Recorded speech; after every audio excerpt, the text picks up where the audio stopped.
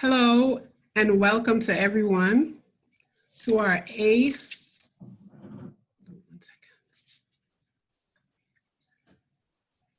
Hello everyone, welcome to our AMY Social Justice Panel this afternoon. This afternoon we will be having a discussion with professionals in the field of law and leadership.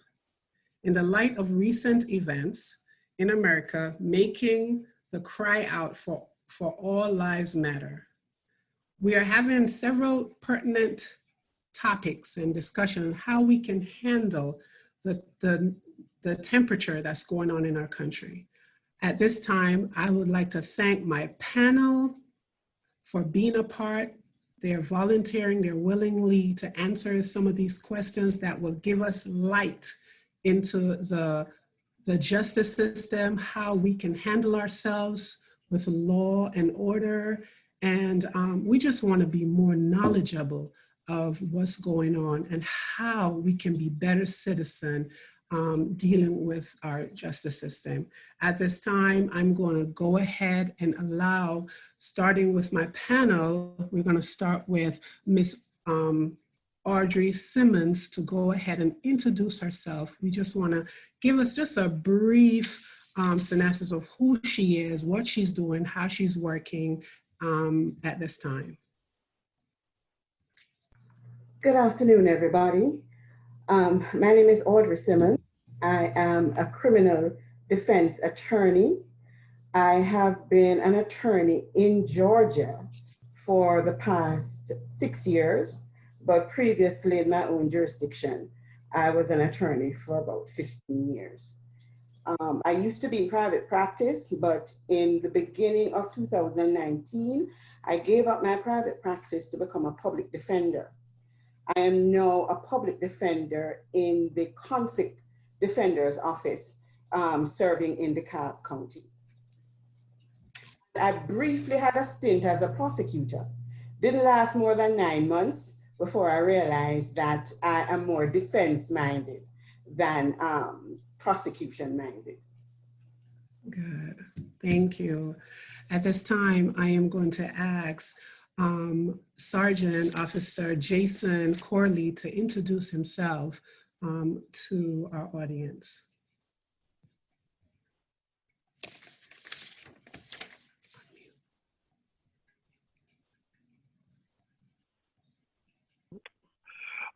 Yes, my name is Sergeant Corley.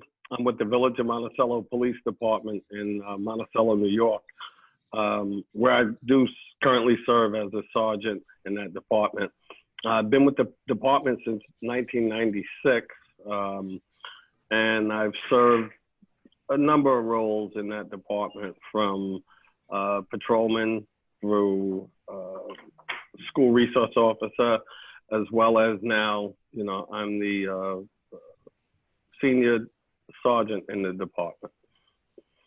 Okay, thank you, Sergeant Corley. At this time, last but not least, I would introduce Chaplain Stephen Cox. Chaplain Cox, may you go ahead and give our audience just a brief review of who you are, what you're currently working in right now, so they will have a little background of who you are. Greetings, everybody, and greetings to our panel, Attorney Sims and Sarge. Good to see you again. Yeah, nice everybody, I'm Chaplain Cox. I've been working with the DeKalb County Sheriff's Office as a chaplain for the past 7 years. I'm the co-founder with my wife, the nonprofit organization, Sand Transitional Center, also known as Start of a New Day, where we provide secure, supportive transition and housing and assisting and facilitating the stability of homeless veterans and ex-offenders who struggle with post-traumatic stress disorder, PTSD, addictions, and domestic violence. Thank you so much to my panelists.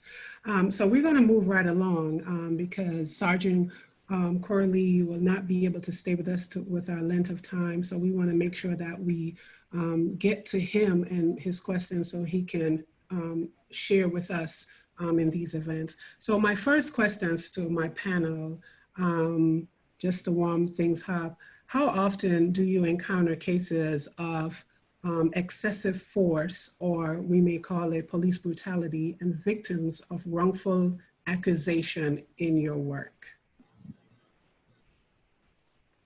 Would you like me to start? You can go ahead, Officer Sergeant, go ahead. So there's, fortunately, we don't have those type of cases very often in my department.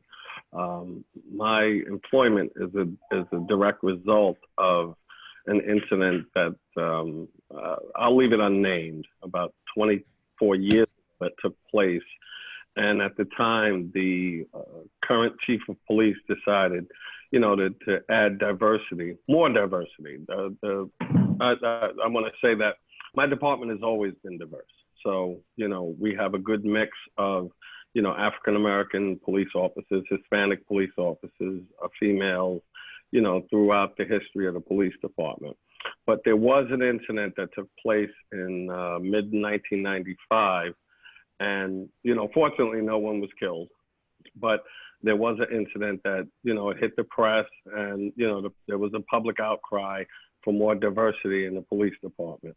And, you know, once that case was settled, or quickly during that case, the chief at the time realized, you know, how important diversity was, because the community we serve is very diverse. You know, there's, you know, probably more than 50-50 split, African Americans or Black and brown people, as well as the white community. So we have a good mixing pot in the community. So I like to say that our department reflects the community at large. So our incidences of, you know, accused police brutality or anything to that effect is very low. You know, I mean, people will, you know, make accusations over the years. I've been there for 24 years. You know, people don't like being arrested. I mean, that's obvious. But, you know, clear cases of police brutality, or like some of the things we're seeing throughout the nation right now, fortunately, we've not had to deal with that. Glad to hear that. That's good. Anyone else? Well, in terms of dealing with cases of excessive use of force by the police, I don't really encounter a lot of that in my work per se, because I practice criminal defense. A lot of those kinds of cases, you would find persons would be going to civil rights attorneys to try and, you know, press a claim against whichever governing body, or, you know, that governs the particular police force that they claim that they have encountered the excessive force from. And by the time I get to persons who are accused of crimes and who I represent, their arrest and the immediacy of it would probably have faded.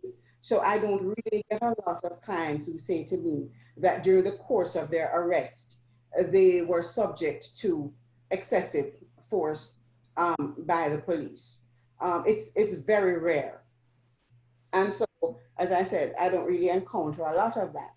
The other part of the question spoke to victims of wrongful accusations. And you know that everybody's innocent, or everybody claims to be innocent. So anybody is charged with a crime and claims to be innocent, of course, technically, they are victims of wrongful accusations. And so I do encounter that a lot as a criminal defense attorney, because my clients are going to say to me, it's not me, they have the wrong one, I was misidentified, I have an alibi, I wasn't there. And so I do encounter that mostly. But a lot of my clients are, in fact, victims of wrongful accusations. And there's a lot of backstory to that in terms of how they came to be accused and how they ended up in the criminal justice system based on a wrongful accusation. Okay. Chaplain Clarks, I know you're going to tap in. I'll address the question as to cases of police brutality and wrongful accusations. As a prison chaplain, one of my duties is counseling inmates meeting with inmates one-on-one and counsel them. So a lot of the inmates would confide in me a lot of their personal issues. One of the main issues that inmates always speak of is wrongful accusations. They're charged with crimes that they didn't commit. Now, everybody in jail and prisons, as Attorney Sims, is not innocent, but everybody in jail and prisons is not guilty. A lot of people who are there who've been accused of a crime that they haven't committed. As a matter of fact, as within my transitional house, we have taken a lot of young men into our home who actually went to jail, went to prison for crimes that they did not commit. It was clearly a case of, prosecutorial manipulation that landed them with a conviction, misrepresentation by lawyers, private attorneys, paid attorneys, public defenders, and prosecutors who knew that these young men were innocent, but they wanted to stack numbers, so to speak, make voters use it for whatever their own personal selfish gains are. I can use statistics to also speak to cases of wrongful accusations. The Federal Bureau of Investigations, the FBI recorded data states that since 1973, over 156 people on death row and exonerated who have been wrongfully accused, which is about 1.7% of all death sentences. 70% of overturned convictions were the direct result of eyewitness misidentification. It is reported that 4.1%, or 1 out of 25 people in jails and prisons, are actually innocent. In 2015 alone, 50% of all exonerations happened to be accused individuals that had committed no crimes at all. According to the Innocent Project, 324 people were exonerated by DNA evidence, and 70% of them were people of color. Something is terribly wrong with the criminal justice system. I'm talking about wrongful accusations and convictions. And I believe that the statistics speaks for themselves. Wow. Wow. So you pretty much, Chaplain Cox kind of answer my next question to follow up with that. Does racial discrimination serve as a base of these cases that are wrongfully accusations? We can tell it's more leaning towards our minority group, which are Black men and also women that are the wrongfully accused and sentenced to maybe some long-term to do for certain things because of situations. It probably could do what we think about where they're from, their financial situation, their education, how well they're being educated, the school. Is that also looked at when you're dealing with these cases, when we see these kinds of numbers? Let me ask a question, do they look into that, Ms. Simmons, of their background, the school they attended? Did they graduate from school? How many trouble were they in the criminal system at an early age? How many problems they have, created in the community where, is that also a part of why these wrongful accusations and these sentences, these numbers?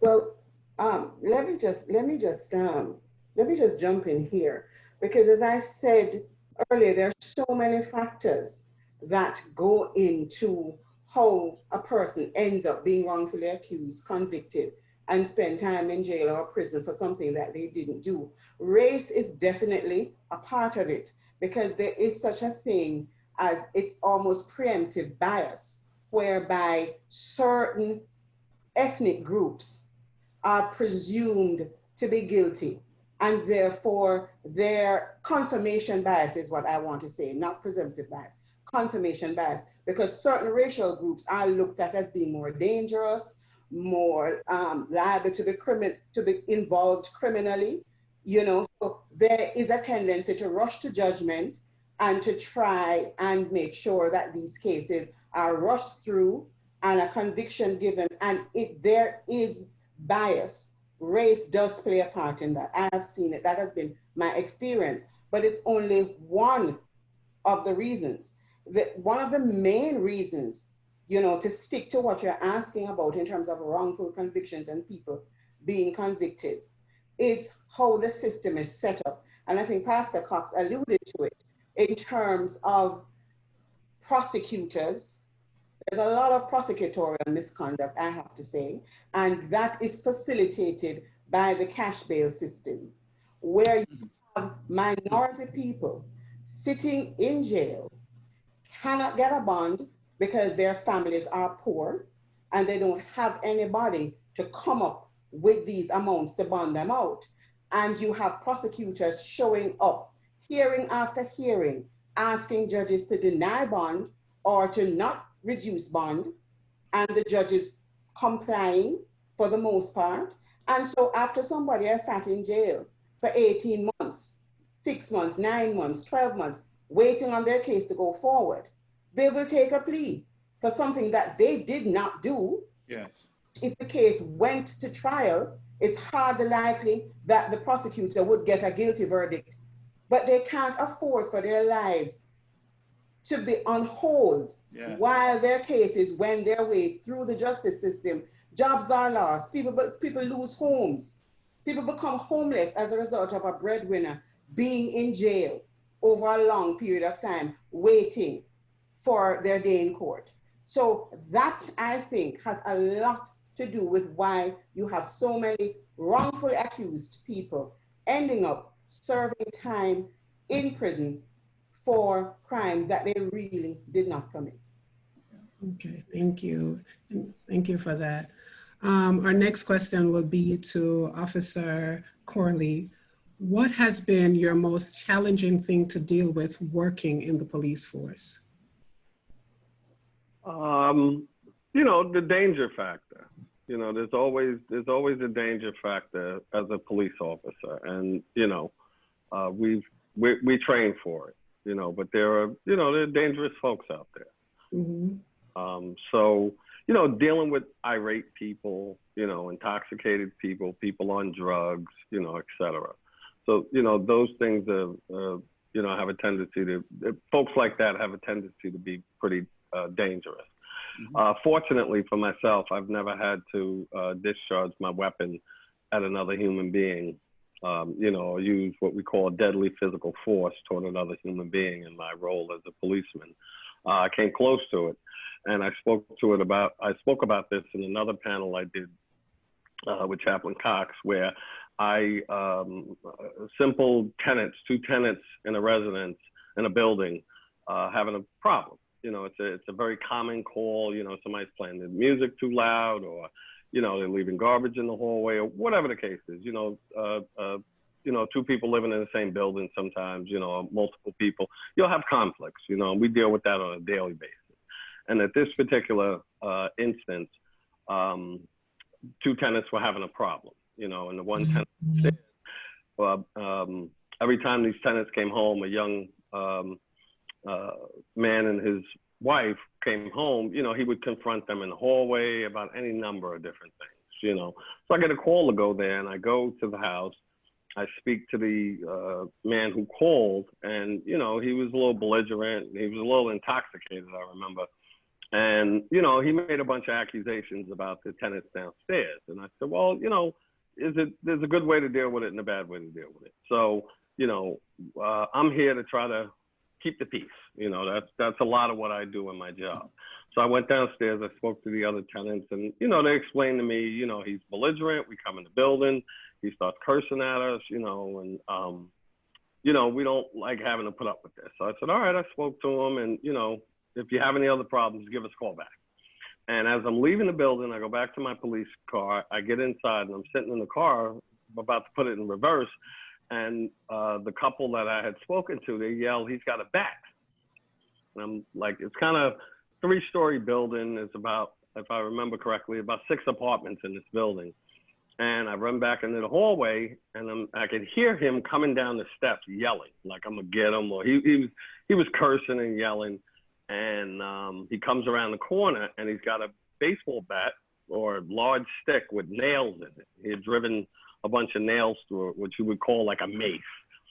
And he went to swing this thing at me. And, you know, fortunately I stopped him before he was able to hit me with it. But that was probably the closest I'd come to having to shoot someone. And after the fact, you know, we placed him under arrest. He was taken to jail, you know, and I logged that thing into evidence, and the district attorney, you know, they got involved in his arrest and prosecution. And they said, you know, you would have been justified had you shot him, you know, by the grace of God, I didn't, you know, and, you know, I'm thankful that he didn't hit me with it and I didn't have to shoot him, you know. But, you know, there are dangerous encounters with people like that when they're that agitated, you know. Small things can escalate very quickly. And we do a lot of training, or have over the years, on de-escalation. You know, it's very important today is to, you know, learn to talk to people, learn to listen to people. You know, I know, you know, 90% of the time when I knock on somebody's door, they don't want me there, you know, for whatever reason. If I have to execute a warrant, or, you know, place them under arrest, or as simple as, you know, asking somebody to turn their music down, you know. And I say that to people. I say, listen, I don't really want to be here no more than you want me to be here, but we have an issue. But I listen to people and try to understand where they're coming from in those type of conflict things. So I do believe that, you know, police departments need to train more, or the ones that have a problem. You know, we've done a lot of training with that, but de-escalation is huge, and just listening to people. You know, I spent a lot of time doing that, and, you know, that certainly helps, you know, to bridge the gap between the community and the police. People like to be heard. That is good, and definitely people like to be heard. That training is very important, deal with citizen. My question will go out to Mrs. Sims. Your next question, what would be one of the biggest challenges you have to deal with while working in the justice system? That was for me? Yes, ma'am. Oh, it's hard to identify the biggest because they all interconnect. One of the main ones, as I said, is the fact that there is clearly two systems of justice, one for rich people and one for poor people. That is my main frustration, because poor people are indiscriminately held in jail and punished disproportionately for the crime of being poor.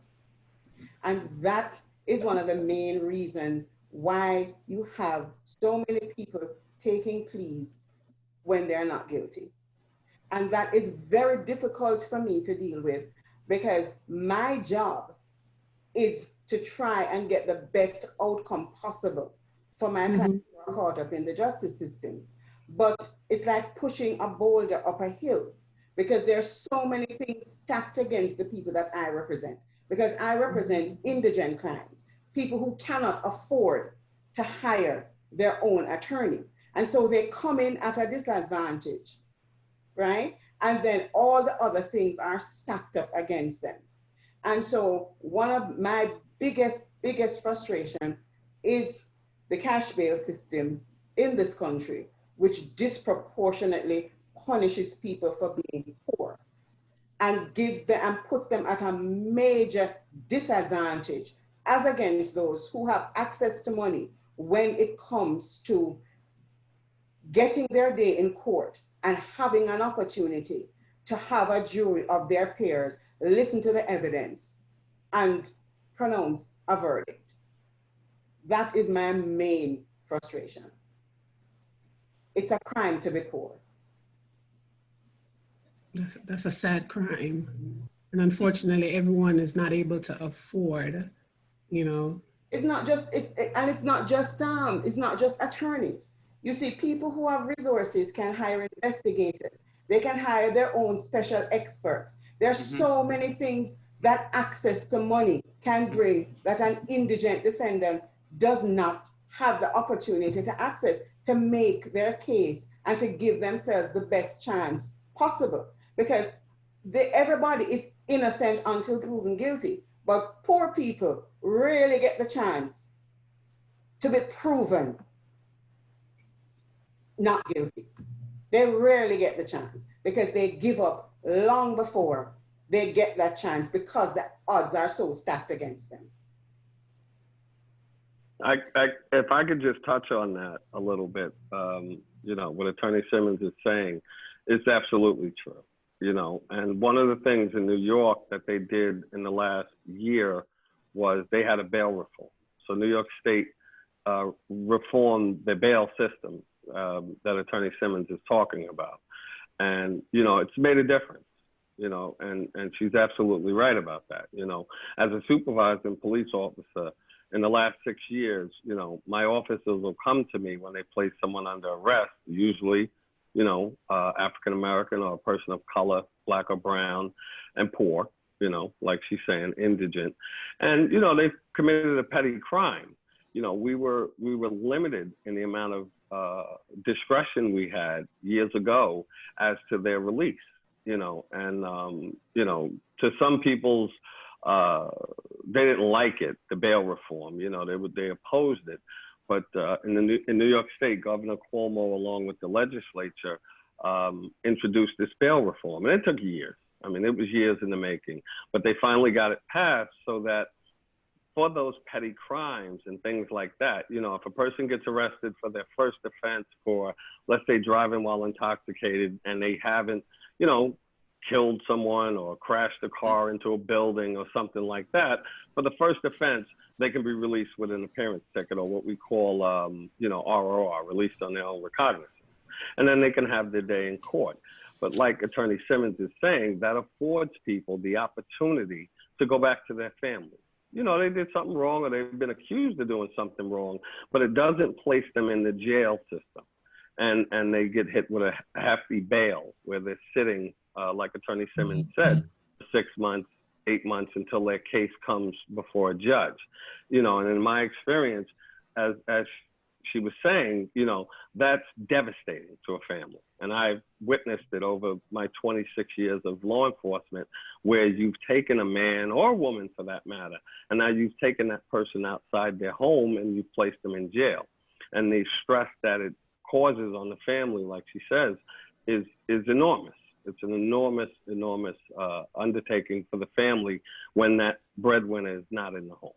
So with the New York bail reform, you know, it has its issues. You know, sometimes we got to release people in the last 6 months that I didn't think needed to be released. But again, it is, you know, it's to safeguard against those things. And it's a step toward, you know, resolving some of those longstanding issues in the Black and brown community.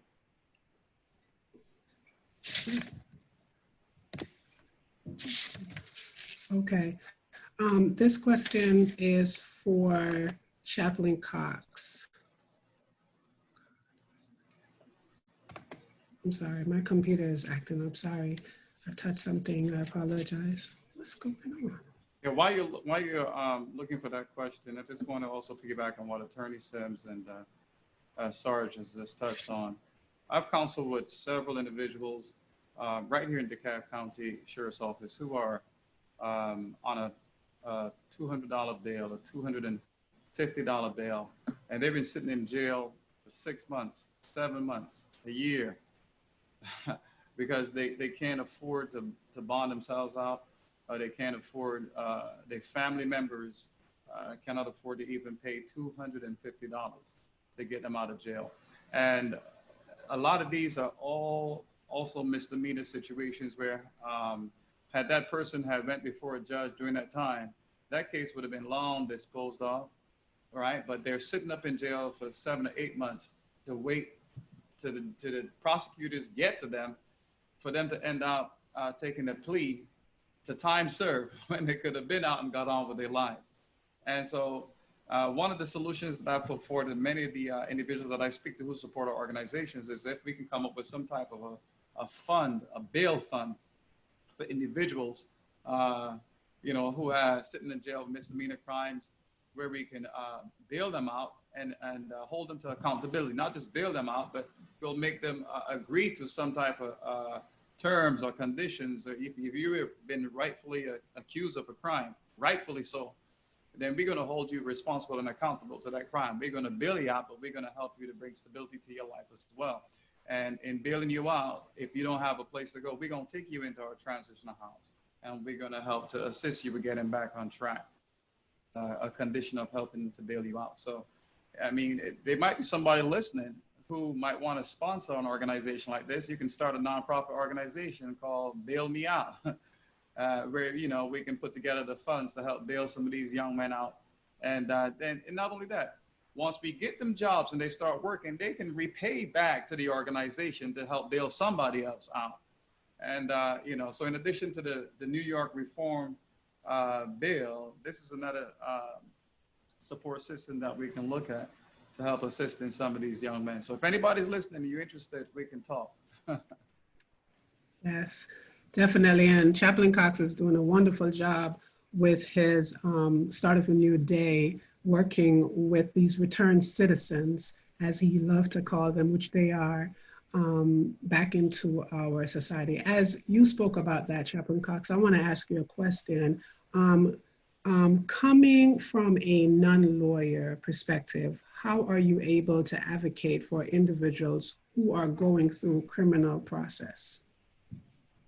So within our organization, we do assist individuals with legal research. Technically, you're not supposed to say or refer to yourself as a lawyer if you are not a part of the system of bar attorney or bar car holder is what they call themselves. No disrespect to your attorney, Simmons, I'm just talking in general, because there's a misconception that attorneys are licensed, and there's no such thing as a licensed attorney. The Bar Association is one of the biggest rackets in America, and one of the biggest deceptions within the criminal justice system. It's a fraternity of officers that work together.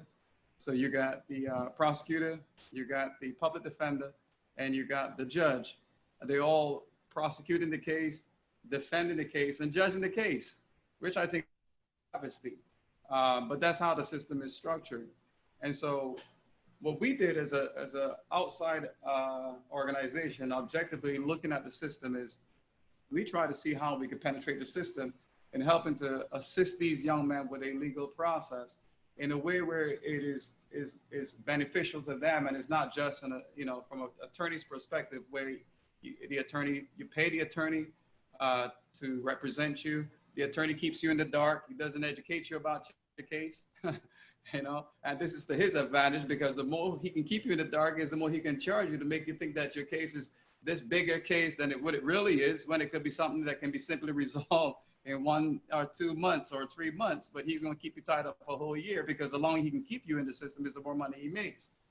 When we saw that that's what was going on within the system, and at the end of the day, it's not even beneficial for them to take you to trial, because that's a whole lot of time, and a lot of the folks that they represent can't afford to pay for trial.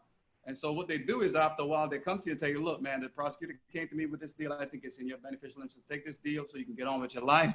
And they end up pleading them out after then charging them a whole lot of money to take the case in the first place. So we looked at it as an organization, nonprofit. What we did was we tried to get lawyers like Attorney Sims, who thinks outside the box, so to speak. And we're working with a couple of attorneys with our nonprofit organization who we hold accountable to represent these young men competently. You're not just going to take their money and plead them out. No, we're going to fight. We're going to do everything in our power to fight for these young men to get them exonerated.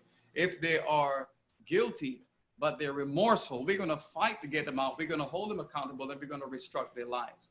If they're not remorseful, well, you're on your own. As far as I'm concerned, if you're not remorseful, you don't want to make an objective decision to change your life, there's nothing that we can do for you.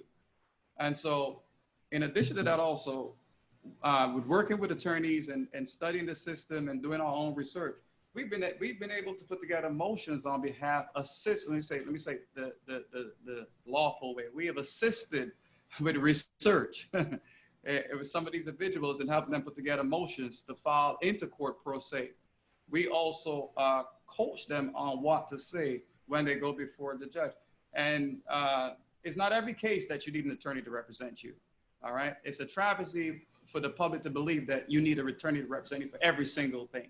It's a waste of money. If you have the right information, you can go to court and represent yourself. As you know, Ed Marie, I've been to court several times, pro se, file motions into court, representing myself on 1 cases. I've assisted several people who were charged with felonies, putting together filing their motions, theft by receiving stolen property, trespass, criminal trespass. And it's always a situation where, like, for example, we had an individual charged with criminal trespass. Police officer was driving by doing a regular patrol, saw him in an abandoned building, and charged him and arrested him for criminal trespass. We put together the paperwork after the individual somehow heard about our organization.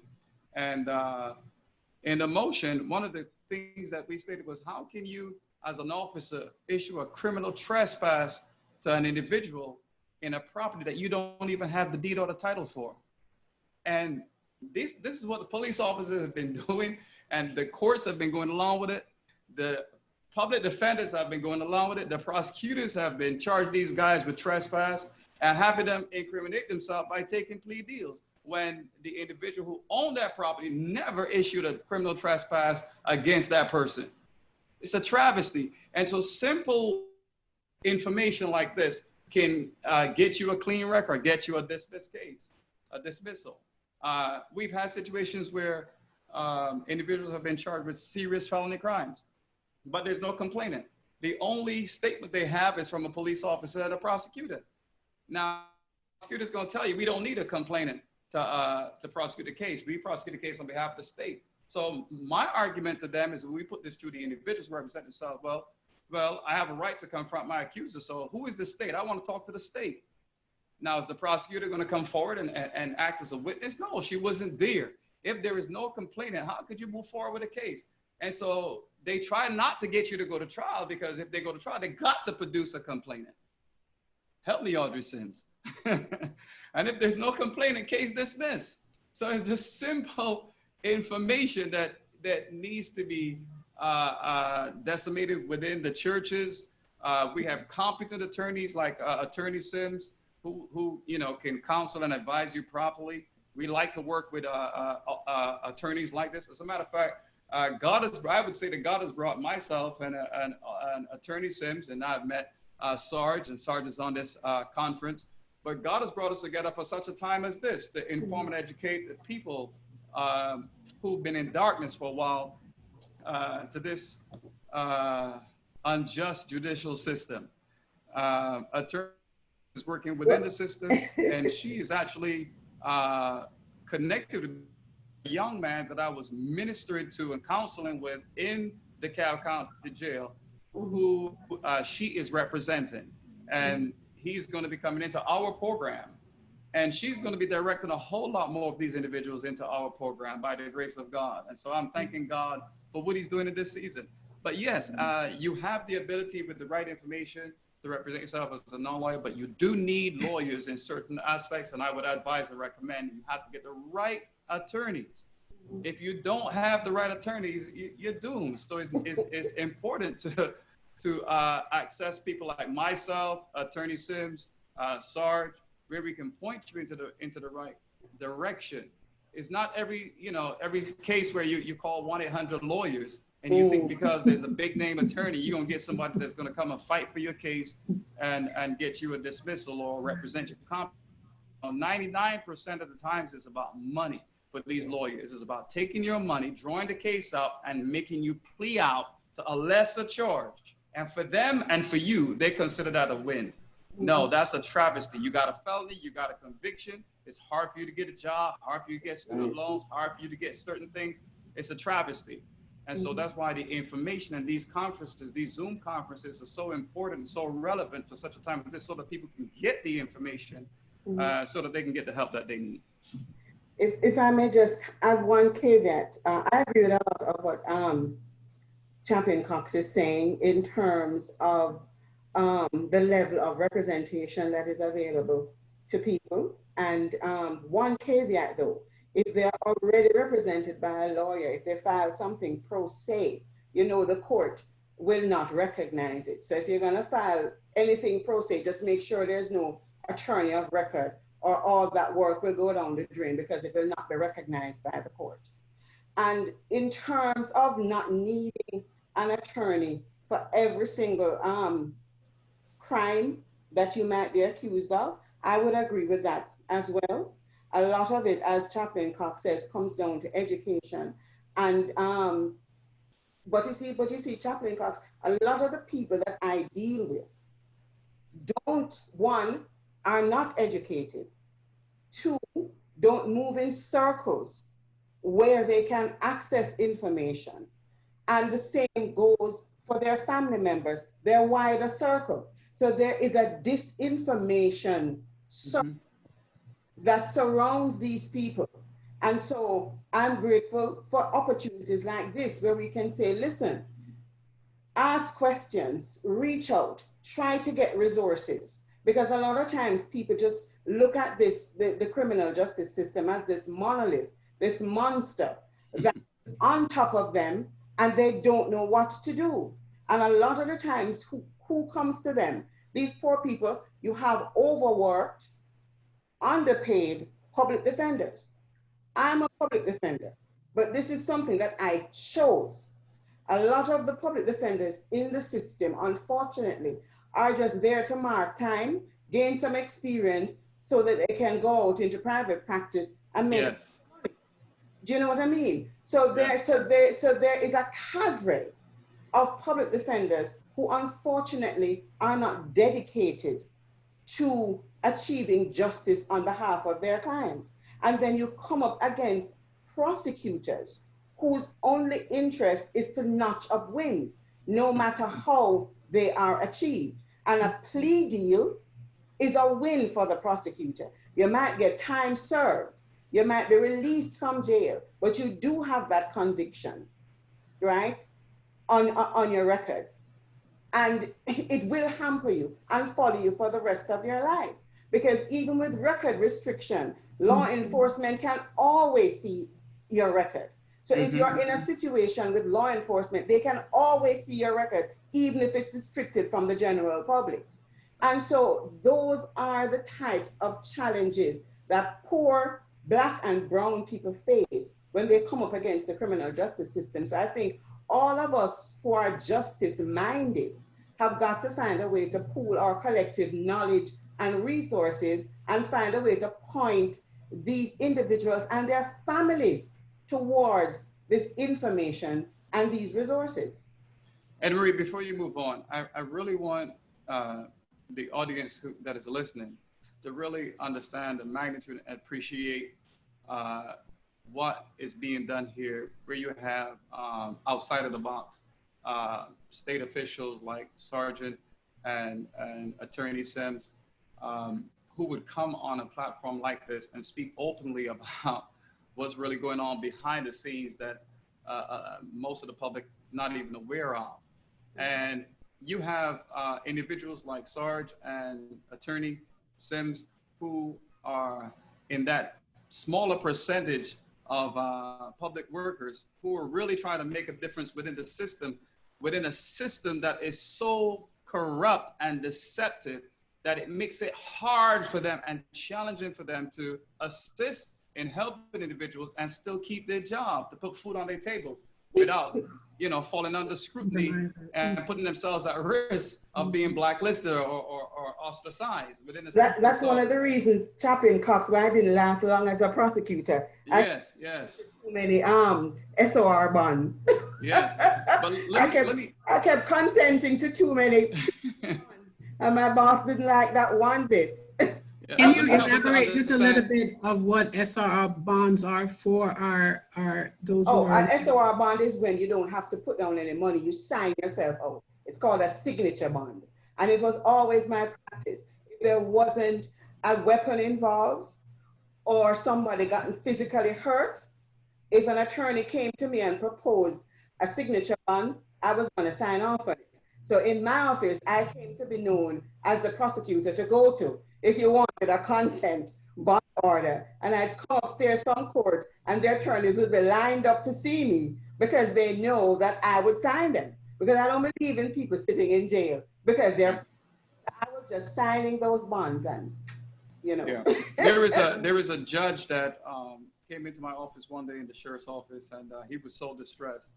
And we started talking, and he confided in me. And I asked him what happened. And he said that, he was called into office by the chief judge. And the chief judge, this is right here in DeKalb County. The chief judge told him that we were going over your evaluation, and you have the highest percentage of dismissals. And so my friend, he said to the chief judge, well, if they're innocent, I got to let them go. The chief judge told him nobody is innocent. In other words, you got to get those convictions, because convictions equals to revenue. This is all commercial. You got very, very deceptive, corrupt systems. You got the chief judge, the judges are under pressure from the chief judges. The chief judges are under pressure from the commission, the county commissioners, the tax commissioners. It's all about generating that revenue, and everybody got to follow the chain command in terms of performance. And in Attorney Sims' case, again, you have an overwhelming public defender's office. You have 137 county and 20 state public defenders right here in the state of Georgia, managing an average of about 1,000 cases per year, when the national 400, and that's already an overload for the public defender's office, but they're managing over 1,000 cases a year. How can a public defender with a good heart like Attorney Sims competently represent an individual with that type of caseload? And on top of that, the new proposed budget, see, I got all the inside information, Attorney Sims, and I'm gonna spill the beans on them. The new proposed budget for the next year, for the next year for the public defender's office is projected at $4 million, which is a cutback from the original 11. So that's what you guys are going to be working with. Yeah. No, a budget of $4 million. Meanwhile, the police proposed, which falls, the prosecutor's budget falls under the police budget, is set at $250 million. So we can see that the system is severely broken. You said 250 million? $250 million. That's the proposed budget for the prosecutor's office and the police department here in the state of Georgia. And they will get it. And, and the public defenders will be cut back to $4 million from the $11 million proposed. Exactly. So and you talk about caseload. I mean, in my previous circuit before I came to the CAB, I had 285 cases. Wow. And I mean, I only deal with serious felonies. So you're talking about murder. You're talking about you personally.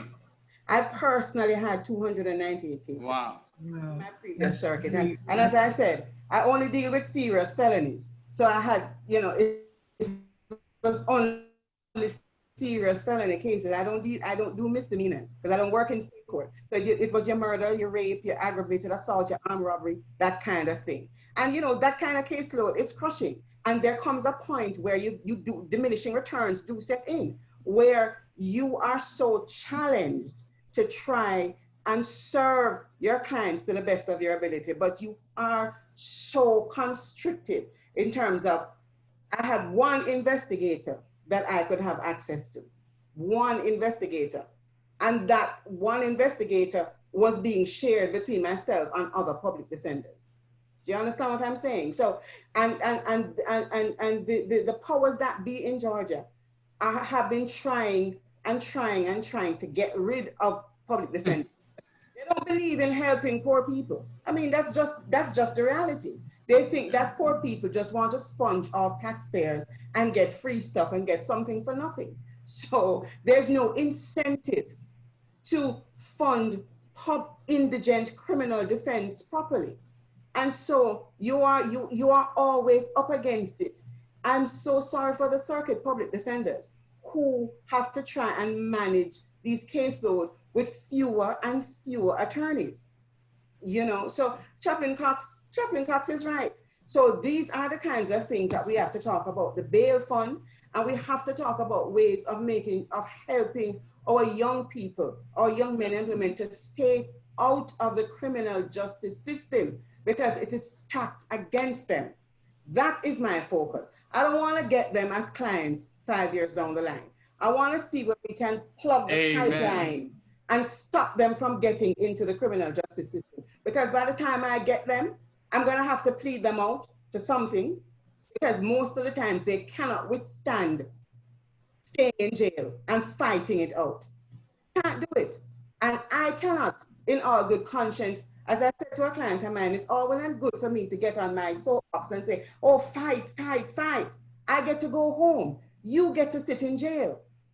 I get to go home to my family. You get to sit in jail. So I can't impose my sense of justice on you, and you are the one who's going to face the consequences of any decision that I try to influence you into. So let's try and focus on stopping these young people from getting into the criminal justice system. And once they get in there, helping them to bond out, because that will give them leverage to fight their cases.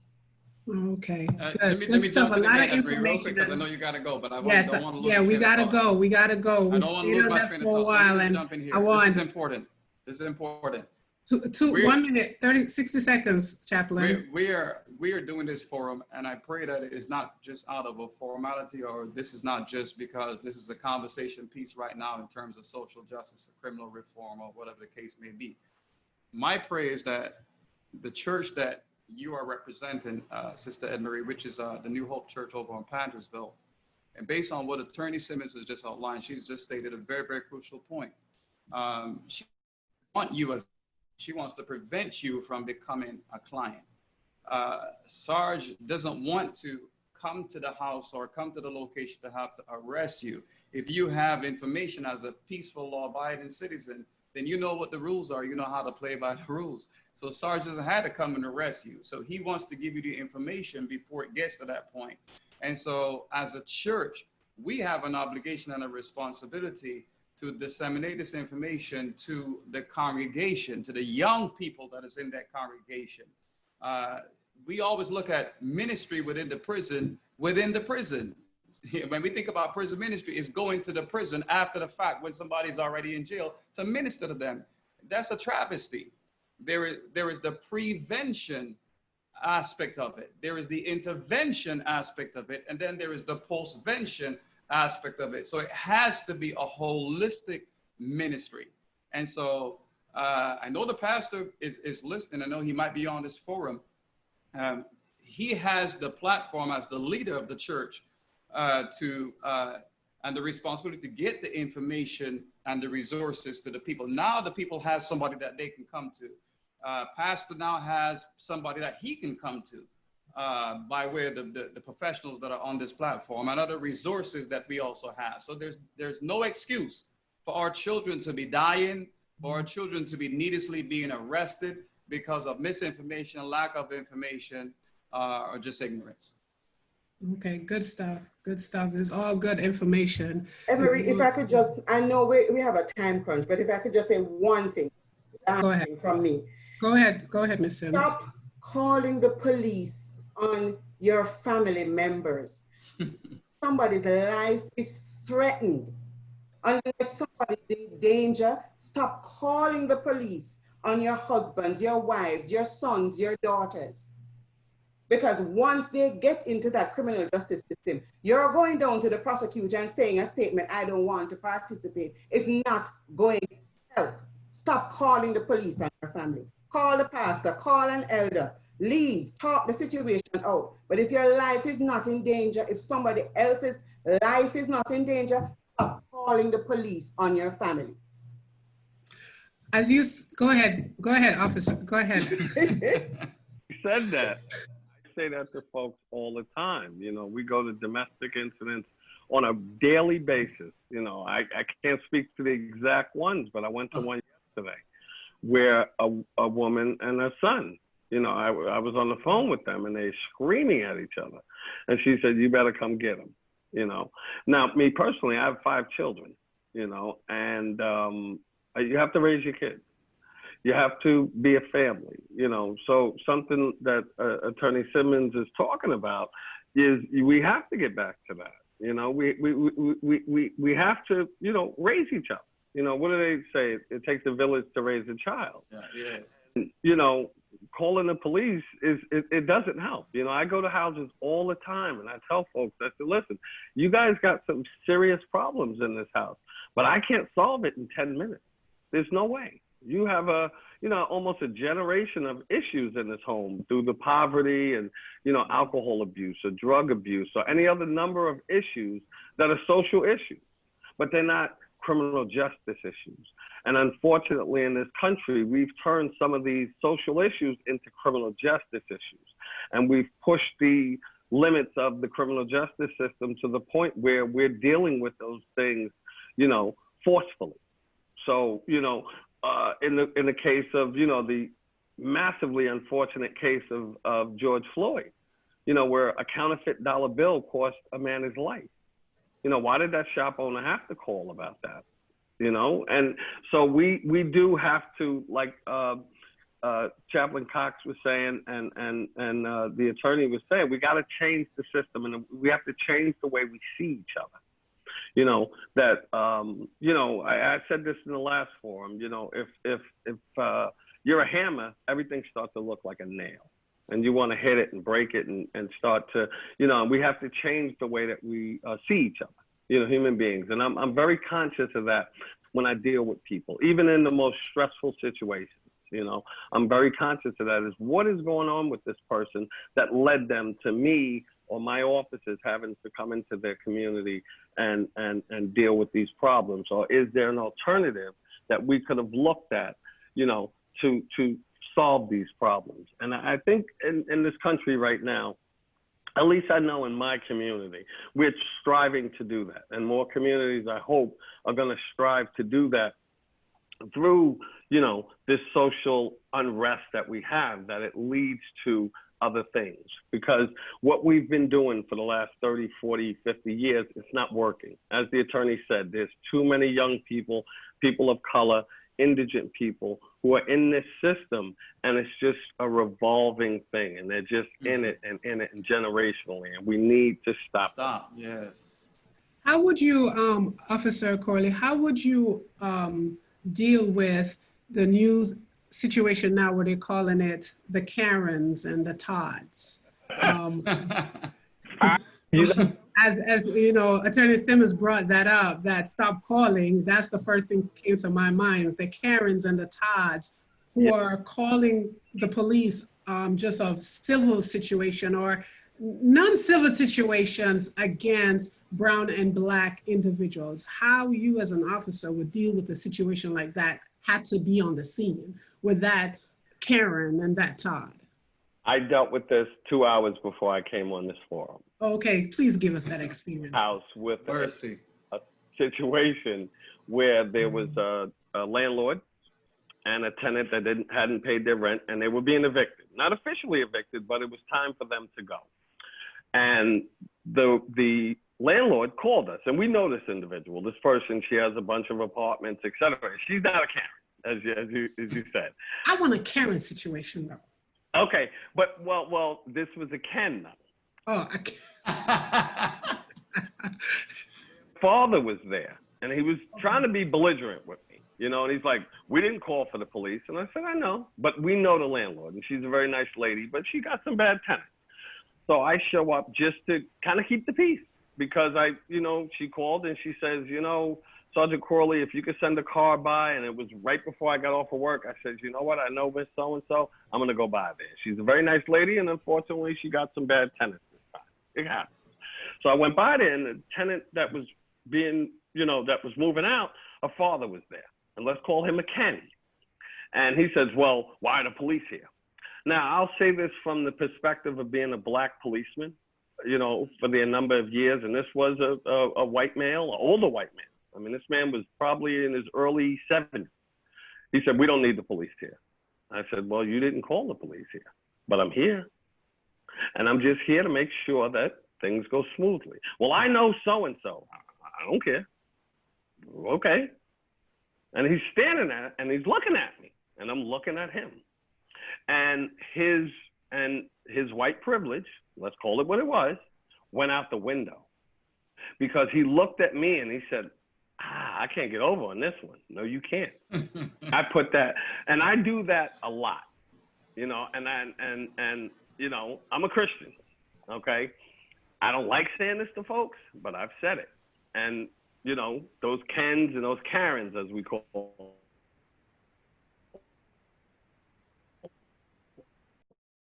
and we laugh about it in the police department, you know, all the like, here comes this Ken.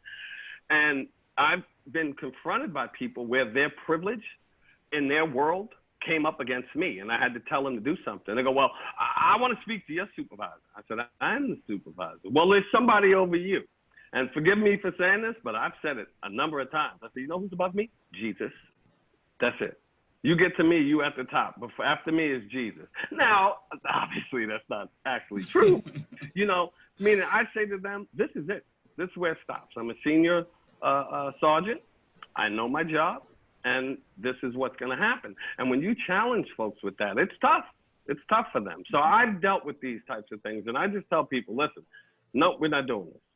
Nope, we're not doing it. You know, and I just tell them no. This is just simply no. And most police officers know to do that, white and black, at least in my experience. You know, the officers that I've dealt with, when someone calls up with those frivolous complaints, because we don't want to deal with it. We do have other things that we could be doing that are more important. So when you call up about that neighbor, you just don't like them because of the way they look. Well, you know, I don't know what to tell you. You know, I think they're selling drugs. So y'all need to do something about it. You know, or I love the one, I pay your salary. I said, well, I know what I pay in taxes every year. So if you pay my salary, where my taxes going? Because I know I probably pay more taxes than you do, but that's another thing. But, you know, so we've come up against those, and I've come up against folks like that. And I shut them down. I just shut them down. You're not going to waste our police resources, risk the lives of other people. And sometimes it's black and brown people, sometimes it's white people. You're not going to do that because you don't like the way someone looks or they don't fit a certain cultural stereotype that you've developed in your mind or what you think your neighborhood should look like. And this family's moving in. And so now you want to call the police every time. It's not, and we call it, you don't have a cop on the rope. You don't get to pull the rope and the cops show up. So, you know, law enforcement has been dealing with this for a long time. And unfortunately, you're starting to see it on film. Wow. But I've been dealing with this. Yeah, it's a popular thing right now. And unfortunately, is wasting taxpayers' money and time and putting people's life at serious risk, especially during this climate that we're in, unfortunately. You know, people, you know, officers who are not trained don't know how to deal with it, unfortunately. I'm fortunate in that I work in a law enforcement community. And I will say that for my community here in New York, is we're trained to deal with it. You know, I have... New York, yes. I mean, your side, where you are. Yes. Okay. We've learned to deal with it. You know, I mean, it's ironic that I'm speaking at this forum and my neighbor right down the road had some kids break his car window last night. As I'm coming home from work to set up for this forum today. And he came over and we discussed it. He showed me some video and I said, I'll help you. And there was an officer outside his door and I'm off duty and I introduced myself to that officer because I don't work in the community I live in. But I spoke to the officer and he's like, yeah, we're going to get to the bottom of it, you know. But I could tell, and it was a white officer, but I could tell that that officer was trained to deal with this stuff. And so it boils down to a lot of times for police departments, training. How you train your people to deal with the communities that they serve, because we are here to protect and serve. And it's very important. I'll just say one more thing about that, because I know it was in some of the questions that you were going to ask, and it'll help your audience to further understand this, is that the, police departments dealing with communities of black and brown people, it comes down to training. These officers have to be trained how to deal with people. Sometimes you're going to deal with people that don't look like you, don't come from the same economic background as you. But when you get in the car and that police put that uniform on, leave all of those personal biases behind and do your job to protect and serve. And when officers do that, we're all successful. We're all successful. The right people get prosecuted and arrested and not falsely accused. And it helps the whole community. The police department has a better relationship with its community. And, you know, the community has a better relationship with the police department.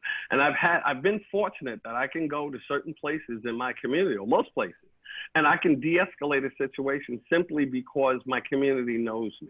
They may be I've walked into almost riot situations with my officers, and I'll show up and they'll go, oh, Sergeant Corley's here. All right, let me tell them what happened. Whereas if I didn't have that relationship, they would just see that blue uniform and that white police car, and it would go a whole nother way. So I've tried to teach my officers under my tutelage that that's how we're going to deal with the community. All of us safe.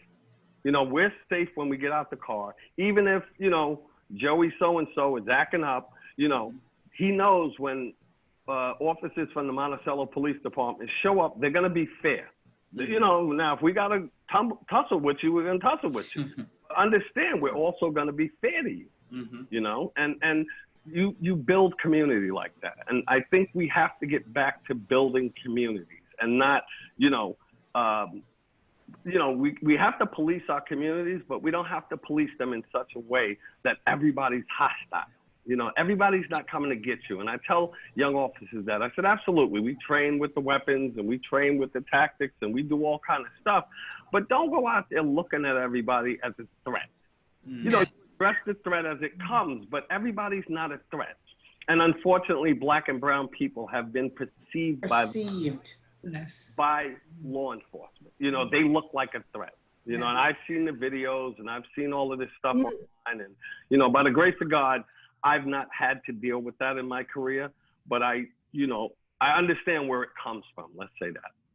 So because I know you have to go soon, and I just want to get some of your questions out before you go. And I even got a question from our audience for you too. But before I go to that, I just want to ask you this thing. Policing with an associate, with you, right? How has that been challenging in racial disparities in policing? Has there any challenges with that with an associate? Yeah, so you mean, like, your question was whether or not, you know, dealing with some of the white officers and stuff like that. I just let them know, you know, I have a reputation in my department and in my community. You know, Sergeant Corley not having it. He's not having it. So if and officers know that about me, so they know, you know, if you go on a call with Sergeant Corley, you're going to conduct yourself a certain way because he's not having it. And I did that as a patrolman. I remember going into riot situations and where the community was not on fire, literally, but there was a big fight and everybody comes out. You know, you've seen them on the videos, you know, where a little fight turns into everybody coming outside and they're fighting, and I'll show up and the officers will show up and we'll call for backup, and we'll get all the officers from other communities to come and assist us. And those officers will show up ready to, let's say, just go hats and backs, as we call it. Like, we're going to shut this down. And I'll look at those officers, and they don't know me from hole in the wall. I mean, most of them know me now because of my reputation, but they'll know that, nah, you're not doing it. You're not going in there and shoving people and doing this. We're going to figure this out safely, and we're going to get the bad guys safely, and we're going to leave here with this community intact. You know, because you cannot stormtrooper into someone's community, you know, try to arrest everybody and throw everybody on the ground. And, you know, we've seen these situations with these protesters. And, you know, we've had protests in my community. By the grace of God, they've been peaceful, 98 or 99% of it. But it's, you know, it's how you deal with people and understanding that they are people. Excuse me. And that's it, you know, just going in. So when I go into a situation, I conduct myself in such a way as a senior officer, and I've been doing this so long, that I just project that leadership, and that we're not doing this, you know. So those situations I see on the videos sometimes, I critique them a little bit, and I say, not under me, like that would have never happened, you know. So we've got a culture of that in my department personally, that the officers, even the young officers, know from the older officers, like, no, you're not going to go out there and act like an idiot. We're not having it. You're just not going to do it. And the departments around the country, and I know a lot of them, you know, I've seen them on television. I've been to training with different officers from around the country at different forums and stuff like that over over my career, the officers and the departments that train that way, their communities are better off. They still have their drug issues, and you're still gonna have your gang issues. You're gonna have all of those things, but it's how you address it, how you police it. And I think that's what needs to change in some of these communities throughout America. It's the way you police. You need the police. I am a full advocate for the police. I do not believe in defunding police, but the way that we police in some communities does need to change. Good stuff. And so have you ever, Officer Corley, I know I'm throwing a lot at you because you have to go soon. Go around to some of these training in the different police departments around the country and kind of give them some of the training that you put within your department to help police and help to make a better community for our people, to make it more peaceful in how you deal with the community as a police officer. Because right now the temperature is high. People are nervous. I know, God forbid, if I get stopped, I may start sweating, you know, put my hands on my steering wheel, turn on my phone, and then I'm gonna call Chaplain Cox because I want him to video see what's about to pay. No, I'm being honest. He's the first person I will definitely call in a video chat and to make him see. And so he could go live somewhere on Facebook because I'm not on Facebook. So the world can see just in case. And unfortunately, that's what we're doing now. Everyone is going live as soon as a police officer is stopping them, as soon as there's an incident in the street. I know I start turning on my cameras because I want to capture just in case something went wrong. And how do we deal with that? How we get back to where we're kind of neutral with the police officers? There's some form of love. What would you say to your other police counterparts from different departments around this country? Learn your community. You know, you have to know the people you police. You know, and now I can't speak to the others. You know, Ferguson and stuff like that. I've never been to those communities. They're very large communities, etc. But I have a lot of friends that work in NYPD. And the New York City Police Department in particular has been very vigilant on diversity in their ranks, putting officers in communities of color and otherwise that look like the community. You know, so that is very important for these police departments to do in order to quell some of this unrest, you know, because if you see, you know, every time you go down the street in a black and brown community, but all officers are white, well, there's something wrong with that. And they need to bring some diversity into their ranks. And because people will feel more comfortable. And that goes for white communities too. If you took all black police officers, and you put them in an all white neighborhood, you might get the reverse of that. You may get, you know, some of that stuff. So diversity is key for people to see policemen as a part of the community. That's a normal part. You know, most of the time you see a fireman come into a community, right? Nobody has a problem with firemen because they understand why they're there. You know, they're there to put out the fire or to help somebody get out of trapped in a car or something like that. Well, the community, we as policemen and police departments around the country need to change the way we are perceived. And that might mean getting rid of those type of police officers that some of us know never should have been a cop in the first place. And we've done it in my department. I know of, you know, obviously I'm not going to say them, but I know of 7 or 8 officers or more than that throughout my career who we got rid of them. We just simply said, you are not fit for this job, you know, and those police departments around the country, and there are a lot of them, you know, unfortunately with social media and everybody having a camera, you know, you're getting to see the bad, and the media sometimes, you know, they sensationalize that.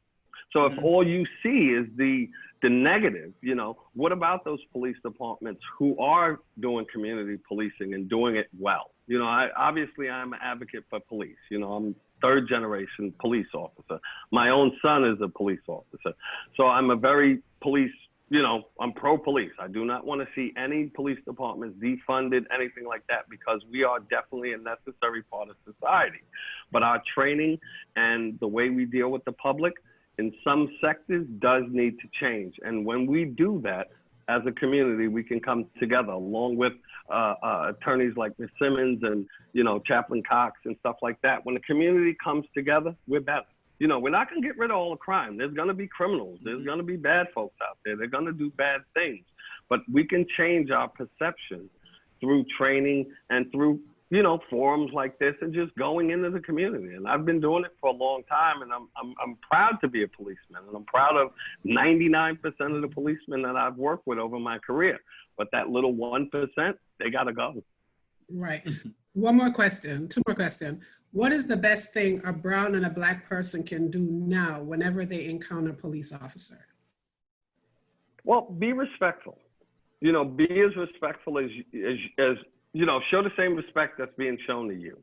If you know, and I tell young men this a lot of the times, you know, they get pulled over. You know, their license is suspended because they didn't pay for a speeding ticket they got marijuana in the car, or, you know, any number of things. Don't do that. Don't make yourself a target, you know what I'm saying, for that bad policeman.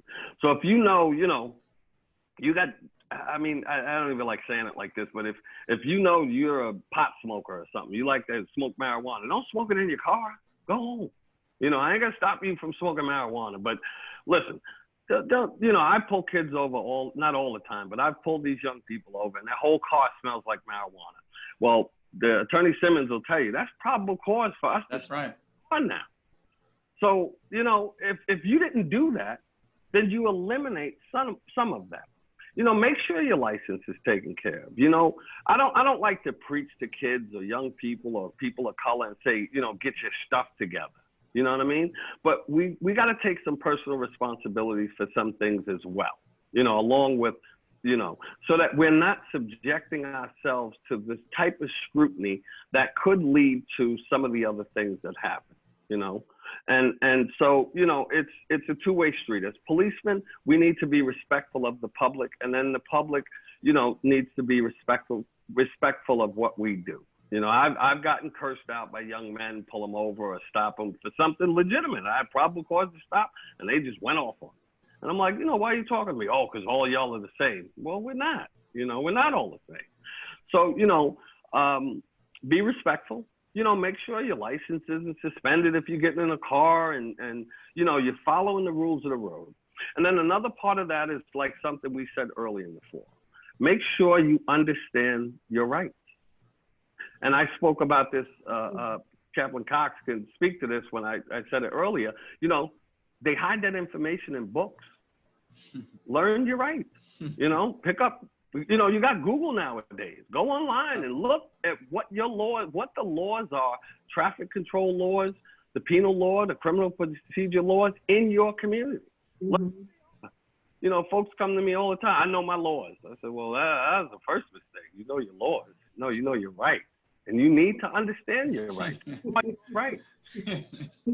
I try to teach young men and young women that, you know, understand this stuff when you get behind the wheel of a vehicle, or, you know, you're traveling throughout the country, or you're you know, traveling through your community. Know what your rights are. And you know, it takes all of us to change this. You know, if we're going to change those crazy officers doing those crazy things, you know, the communities have to come together, not be divided. You know, the most police, like I said, I'm a big police advocate. 99% of the police officers are there to do a good job. And I see that's a big number, Officer Corley. Well, I'm just, that's a huge number. No, because here's what I'm saying to you, right? So if every time a doctor made a mistake, if MSNBC and CNN and it's Fox, loud. That's right. It's loud. If they put that on the news, you'd say, wow, them doctors are going crazy. Mm-hmm. No, not really. But it's the ones that are getting all the attention, mm-hmm. you know, unfortunately. I work within a really good, you know, police department myself, and I worked with a lot of good officers. And like Attorney Simmons was saying, most of the attorneys that she encounters in the defense system are good people, but they're overwhelmed. Mm-hmm. And sometimes that happens in our law enforcement communities as well. So, you know, it's a community thing. You know, policing and criminal justice can be changed in this country, I believe, through us collectively, all coming together, but not being divided, you know. So question for the audience before you go. When someone has been detained in handcuffs, what additional measures are needed to ensure officer safety? That sounds like a George Floyd question. That's what Officer Corley. Well, okay, so at that point, I was always trained, and I trained my officers, that's where it stops. You use enough force to detain the subject and none more, okay? Because once you're in handcuffs, I got you. I've yet, and I'm sure there's men and women that can probably do it, but it's been my experience that once I get handcuffs on you, you're not getting away from it. You're just not. The threat has ended. And, you know, any officers that go beyond that, well, they should suffer the consequences, lose their jobs, be sued, you know, all of those types of things, because it's not necessary. Now, I've had to fight with people. I had to defend myself, and I've gotten a little frustrated with people, and, you know, the adrenaline's going and stuff like that. But at the end of the day, when I put those handcuffs on you, the fight's over. I won, you know, and that's it. So for those officers who do those types of things, you know, you don't need to be a policeman. You just don't. And any good police supervisor or police managers, chiefs of police, lieutenants will tell you that. You don't deserve to be in this, wear this uniform if you need to take it beyond that. And people will push your buttons. They push my buttons, don't get me wrong. And I've had to tussle with many a person, you know, young people, older people, you know, and I've almost lost my temper a number of times. But I always recognize that I'm using enough force to stop the threat, you know, and no more. And that's it. And What about putting the knee on the neck? Is that legal or illegal force with police officers? Probably not. You know, once you got somebody in handcuffs, I'll tell you in that scenario, and I don't like the Monday morning quarterback thing, but at the point that they put that man in handcuffs, they should just stuck him in the back of the car. I've put raging people, I've handcuffed them with my officers. We put them in the car. They're screaming, yelling, spitting. I'm going to do this, I'm going to do that. But I know they can't break out them handcuffs. I put them in the back of the car and they kick the back window out. And we don't go back there and start beating them. We're just like, well, we got to get a new window. Okay. And so having that level of self-restraint, and that officer just didn't have self-restraint, or he has a lack of human everything. You know what I mean? Because most officers would not do that. You know, I've known officers that'll fight you. I mean, I'll fight you. I'm not gonna lie to you. You hit me, I'm gonna hit you back. Okay? I'm gonna hit you until such time as I've placed you under arrest. And I've had to tussle with people. I'm not gonna sit here and say that, you know, this profession does not have that level of you gonna have to fight sometime. I tell young officers who are froze, you know, a guy slap them or something, and I'm like, grab him. Like, we're gonna have to fight now. But we stop at the point when the threat has stopped. So you use enough force to bring a person into compliance. And what that's called, and Attorney Simmons understands this through her experience, and I'm sure Chaplain Cox, there's a force continuum. So the first thing is our physical presence. I show up at the place in a police car. The police are here. The next one is verbal commands. Stop what you're doing.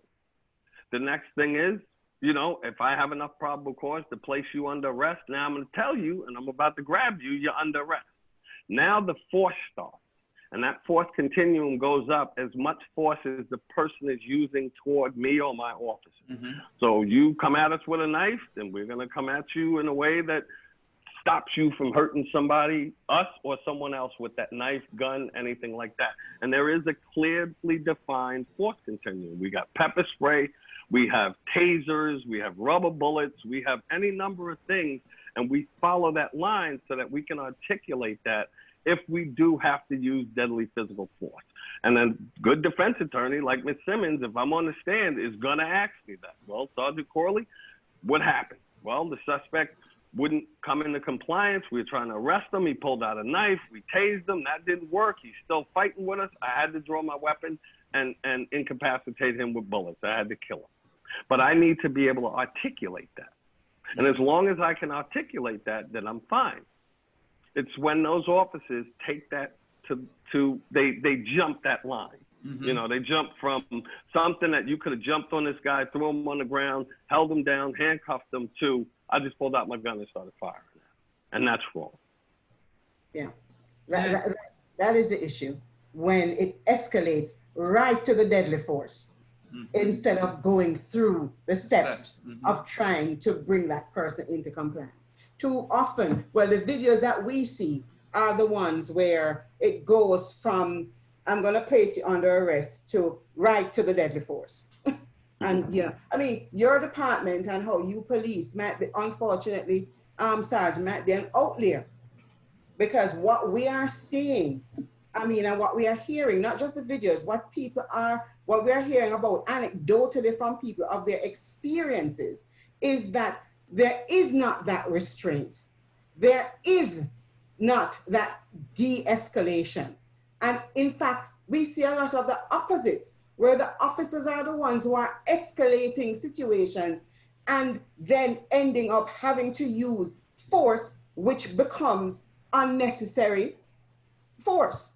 So I don't know how, I mean, community policing is the only way, because you cannot have people who are supposed to serve and protect a community who don't see themselves as part of that community, and who the community don't see as part of them. Do you see what I mean? The unfortunate thing is that Black and brown communities tend to be policed more than other communities, because there's a perception that there's more crime and violence in those communities. So Black and brown people encounter police more than other people. And so you have more, you know, there's more opportunity for these situations to get out of control and end up on the news and end up on Facebook and end up, you know, stoking the fires, where people feel that that Black and brown people have targets on their backs when it comes to certain police departments.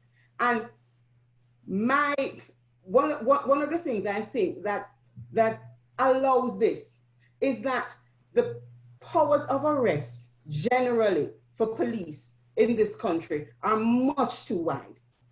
There are too many offenses that are arrestable offenses. And unfortunately, it has given some police officers this attitude as if I am your master, and because I know I can arrest you for the simplest of things, because I know I can arrest you, then therefore you owe me complete and immediate obedience, no matter how dirty or rotten my attitude to you is and how disrespectful. Mm-hmm. The things that we need to address is the wide powers of arrest. It's too broad. It is too broad. Certain offenses should not be arrestable offenses. They are administrative offenses, and people should not be arrested and face jail for an expired tag or for no insurance.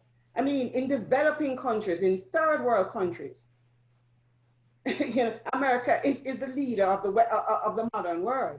And we have this barbaric system whereby people are liable to be arrested and put in jail for purely administrative offenses. Yes. Those kinds of things need to change. Well, Officer Cora, I know you have to go. We got 2 more minutes with you, and then you gotta go. There's one more question from the audience before you go. They really are enjoying.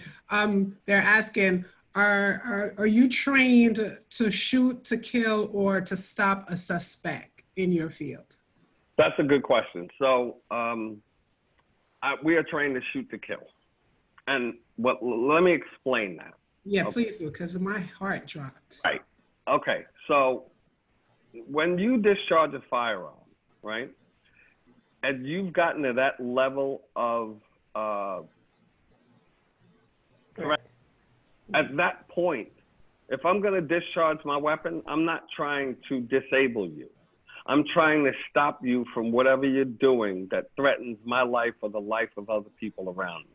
So the way I've been trained through this for 26 years almost is that you shoot to stop the threat. Once this threat is stopped, you stop shooting. Now, they've sensationalized through the media and movies and video games and all that. I mean, we can get into that forever, right? But most police shootings, and FBI statistics will bore this out, most police shootings, beside the ones that are unjustified, where a young man or young woman, and some of these incidences we've seen around the country recently, most police shootings are very short. Their suspect pulls out a gun, they're 4 to 5 feet away from them, a couple of rounds are exchanged, and it's over. You know, even the bank robbery situations that they've had throughout. And if you look at the FBI statistics, it bores this out. Most shootings are not what you see on television or in the movies, and they're shooting and shooting and shooting and shooting and shooting. It's very uncomfortable to shoot someone. It's very uncomfortable to shoot a weapon, okay, if you're not target shooting. What I'm saying is there's so much stress involved in that, and we practice these things that it doesn't go that way. So we do train. We will resort to our training. So our training tells us when we're shooting at the range and we're shooting in training is to stop the threat. So if there's a threat and you need to escalate your use of force to the point of discharging your firearm, then you are trying to stop that person. You don't have the time to think about wounding them. So I can't think, okay, this guy's running at me with a knife, let me shoot him in the knee. It doesn't work that way because there's too many things that could go wrong. So, you know, you will resort to your training, or you should, if you're trained properly. And it is. I know it sounds very harsh and, you know, we shoot to kill, but listen, I've been a policeman for 26 years, and most policemen, I'm serious, the majority of policemen never discharge their firearm at another human being. They just don't. But it's the ones who do, unfortunately, who get sensationalized. But I know 3 or 4 officers throughout my career who've discharged their firearm, and none of them are the same. And they've done it justifiably, you know? And it's not a natural thing to kill someone. So when you see these types of things going on in the country with these officers and stuff like that, you know, I don't know what was going through their minds. But I know in my training, we are not out there trying to shoot people. I'm not leaving the police station, getting in a police car saying, yeah, I'm gonna kill somebody today. I'm saying, no, I want to get home to my family. My other officers want to get home to their families. And we hope we don't have to resort to deadly physical force. And like I said earlier in the forum, on the occasion where I could have shot someone, my training kicked in, and by the grace of God, I didn't kill that man. And he dropped the weapon. I told him what to do. He dropped it. We fought a little bit, and it was over with. And that's good, because I do know that, you know, police officers' life is also on the line during a stop, during an encounter with an individual within our community. You don't know who you're encountering, and you know, at the same time. The thing we do is pulling over a car. I was trained that 26 years ago, and to this day, because I don't know if the man that I'm stopping or the woman I'm stopping or the individuals I'm stopping in that police car until I run their license plate, etc., whether or not they just killed 10 people or they're a parolee and they're not going to jail, and this is going to be the one. So it's one of the most dangerous things because we don't know what we're about to encounter. I would prefer, and I've told this in trainings and talked to different people about it, I would rather go into a bank with a man with a machine gun, because when I pull up, I know what I'm faced with. A man with a machine gun. Well, I can take some defensive actions against that. When I pull somebody over at 4 o'clock in the morning that's intoxicated, that may hurt me, I don't know what I'm pulling up on. You know, I pull that car over on the side of the road at 3 a.m., and he's been swerving all over the road. I don't know what he might do. And I've had those encounters, unfortunately, but they've, you know, landed successfully, and I've not had to, you know, do anything like that. But most police officers do not, one, in their careers won't discharge their weapon, and 2, don't want to. It's you know, it's unfortunate that we see some of these type of things where police officers went above and beyond, and they should, in my opinion, be prosecuted to the full extent of the law for that violation of public trust. Good. I just want to thank you again, Sergeant Corley, for being a part of this. I hope that my young adults and youth that are listening in, and their parents, and just my church members and family learn something from you today, and hoping that also their community policing is just like yours. Unfortunately, like Ms. Simmons says, most of us, that's not what we encounter what your community received from your police department. That's not what most people in the country right now are receiving. We're seeing opposite. We're seeing the negative side, unfortunately. And, you know, so everyone's temperature has risen during an encounter with police officer. But I do thank you so much for your time. God bless you. And I know I will have another encounter with you soon in the future. Yeah, reach out. And like I said, you know, reach out to your local police departments. You know, if they have true leadership, true police leaders and intelligent leaders, they'll talk to you and they'll sit down with their communities. You know, I've met commanders and supervisors and, you know, things like that. And we will talk to our communities. You know, if you come inside or you make an appointment, we will certainly address those things. And you can invite those officers or those commanders and those sergeants and, you know, bosses, and they will address it, because we don't want to deal with that. You know, when I go to work tomorrow, I don't want one of my officers to go out on the street and have to come back and say, hey, Sergeant Corley, guess what I had to do? I don't want to hear that. I want you to go out there. I want you to do a good job. I want you to be safe. I want you to keep the community safe. And I want you to go home safe. And everybody is successful when that happens. You know, go get the bad guys. Absolutely. Stop the threat. But let's do it in such a way that we are not destroying our communities. And some of the things that have been going on around the country with these, you know, barbaric police officers is destroying our communities. And I think we're a better society than that. So I appreciate you asking me, and reach out anytime. And Chaplain Cox, reach out. Yes, sir. Attorney Simmons, absolutely. Thank you very much for having me. Blessings, Sarge. We will be Blessing. praying for you and your family's safety. Yes. God bless you. God bless you. Thank you for your time. Be safe out there, Sarge. Please. Thank you. Good night. Good night. Okay, as we continue our forum, so with you, Ms. Simmons, my question to you, because our time is almost almost up, which we're doing really good at timing. My question to you is, even though you say that a lot of our people that you encounter in the system, they stay in jail because of money, but because of lack thereof, I should say. What are some of the other things, like why is it that you have Black men sitting in jail 2 to 3 years without any result in their case outside of money, dealing with money? Well, I mean, one of the problem is that the criminal justice system is overwhelmed. And so you have limited prosecutors, you have police forces that need to investigate these cases. And so it takes a long time for all those processes to line up to the point where you can have a date set for a trial. So from the time you're arrested to the time your case actually gets resolved in a trial, you know, it could be 1, 2, 3 years before that happens, because there are so many cases wending their way through the system, because we have too many arrestable offenses, offenses that should be dealt with administratively by tickets and fines and citations, are put through the magistrate and the state courts. And so they create this bottleneck. And therefore, the bottleneck just continues and continues and continues to the point where it can take 2, 3 years.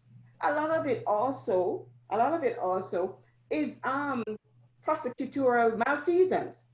They delay they sit on them, they don't indict them, they stretch the process out so that people will take a plea to just get it over and done with, because their lives are being held captive while they're in this process. So people just want to get it over with.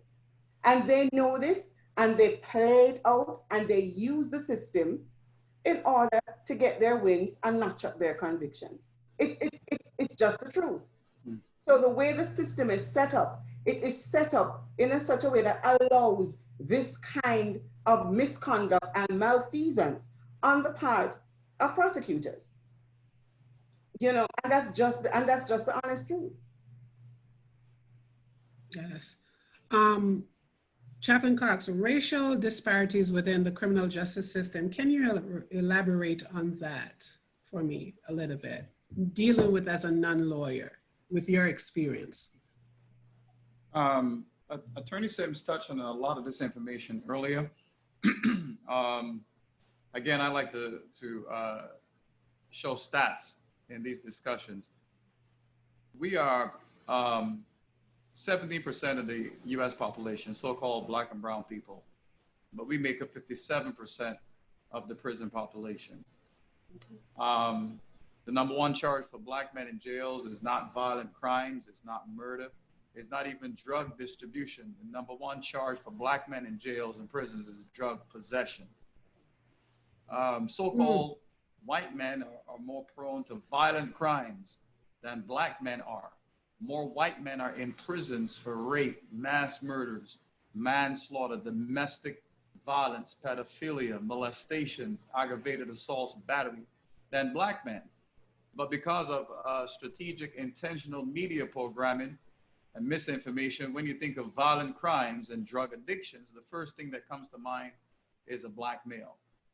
But incidentally, more so-called white people are on drugs, drug addicts and substance abusers than so-called Black people are. Yet time and time again, Attorney Simmons will tell you where you see the possession and the prosecution, it's around the Black male. Black men are more prone to sit in jail for 1 to 3 years, like Attorney Sims just says, while waiting on trial, either because they can't afford an attorney, they cannot afford bail to get out of jail, or they don't understand their rights to due process.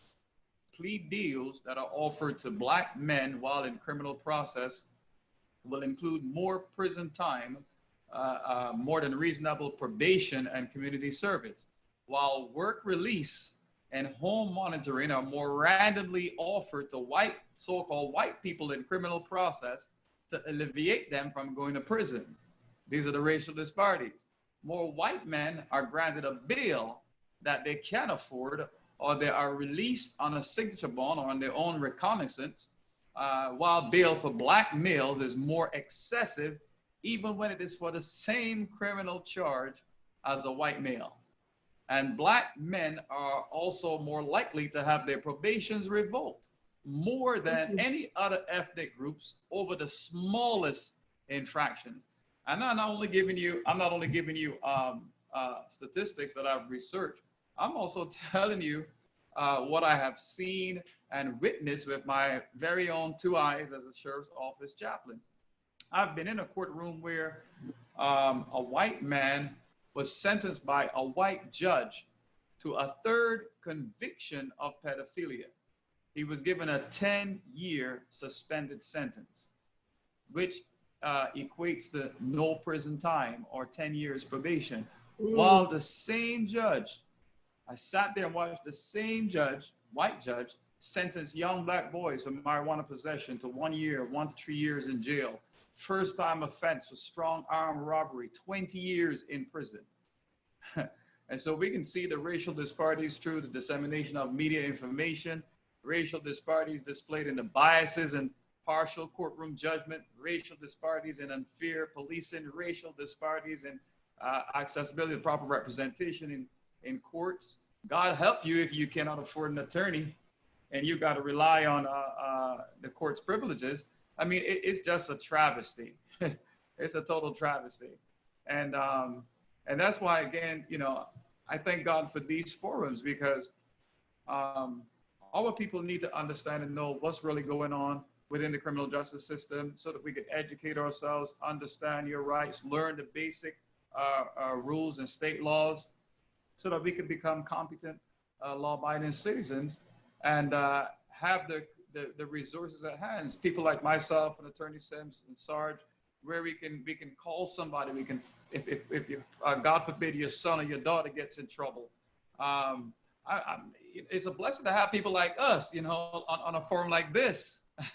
I can't emphasize that enough. I've had people call me to tell me, Chaplain Cox, my son was arrested, and you know, I can make a phone call to inside people and make things happen, get things done, expedite the process, you know, get them all out on a signature bond where they don't have to spend money for bail.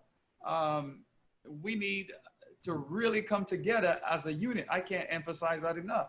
And again, I'm calling on the leaders. That's the problem with the leaders. If you're a pastor, if you're a leader, it is your responsibility to bear the weight of leadership, which means that you got to educate the people that are under your leadership.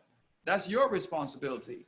And I always tell people, I thank God for the coronavirus. I thank God for this pandemic because it is revealing a lot of things, is exposing a lot of things. The true character of men, leaders is being revealed.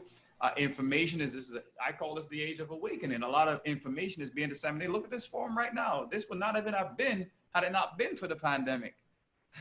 And so we need to see what's going on in the universe, what God is doing in this awakening, and maximize, the potential to help people, our people who've been suffering in silence within the churches. You know how many people right in your church that I've helped. I've had a young man from your church call me and said that the sheriff is at my door. What should I do? Knocking on my door. They said I have a warrant. And I said to him, well, ask the sheriff through the window. Don't open the door. Just yell out the door and ask him, what type of warrant do you have? And the sheriff is saying, well, I have a warrant. So ask him, is it a search warrant? Is it an arrest warrant? He asked the sheriff, is it a search warrant? Is it an arrest warrant? The sheriff said, open the door so I can talk to you. So I told him, well, if it was an arrest warrant or a search warrant, he wouldn't be having that conversation with you through the door. They would have already kicked the door down and come in from the time you started asking these questions. So I said, don't say another word to the sheriff. If he keeps knocking, just go back in your room and just sit till he leaves. He will leave. More than likely, it's a civil warrant. You don't have to open your door. He said, but it's the sheriff. I said, so what? You see what I'm saying? So information is key. Educating yourselves is key. That sheriff ended up leaving, going away. Subsequently, the young man did have to go to court because, I mean, he left the civil thing on the door. And I told him, don't ignore it. We're going to go to court. We're going to deal with it. We prepared the paperwork. We assisted, rather, in preparing the motion for him, through research. We prepared a motion. He went to court today, and we told him what to say. Don't allow them to pull you into their argument. This is all you need to say. You keep saying this over and over, and I don't care what the judge say to you. I don't care how the judge threaten you. This is all you're going to say. And he did exactly that, and that case was dismissed. His was the only case in that courtroom that was dismissed that day, with similar cases like him sitting there. And so the key to all of this is understanding what's really going on with the system, tapping into the resources that we have. We've had a young man called from the church, got arrested. I had somebody who we know in a certain position make a phone call. And that's not going to be the case for every situation, but I'm saying it is there, it is available. When we need an attorney, we have Attorney Sims that can advise, that can inform, that can recommend. Folk, we need to make this work for our young people, especially our young people. I am so tired of seeing our young people lose their lives over things that could have been avoided if they had the right information. Good Lord, if the pastor knew who to call when that mother came crying, and it's not I'm not saying it's the pastor's fault. It's just that here is the information now. If you're a pastor and you're watching, here is the information. There are certain resources that we can provide, that we can give. If a mother comes to you crying with a legal issue, you can call Attorney Sims. You can call Chaplain Cox, and we'll point you in the right direction. If we don't know, we're going to research it. We're going to try to get you to help. We're going to do everything in our power to help you to get to where you need to get to, without you having to go through all of this, unnecessary drama, getting arrested and losing everything, losing my appearance, paying all this money to court fees and legal fees, for nothing. All right. And so, yes, the system is broken. It's severely broken. I truly believe it's never going to change. You know what I mean? Because this is a system under white supremacy. And the only way the system is going to change is if the entire system is revamped. And that's never going to happen. I mean, not in our lifetime. I have my own opinion as to how we should come together in terms of solutions moving forward as a church, as a community of so-called Black and brown people, you know. But that's a whole nother forum. That's a whole nother discussion, you know. But you know, basically, I think that answers your questions regarding, you know, racial disparities.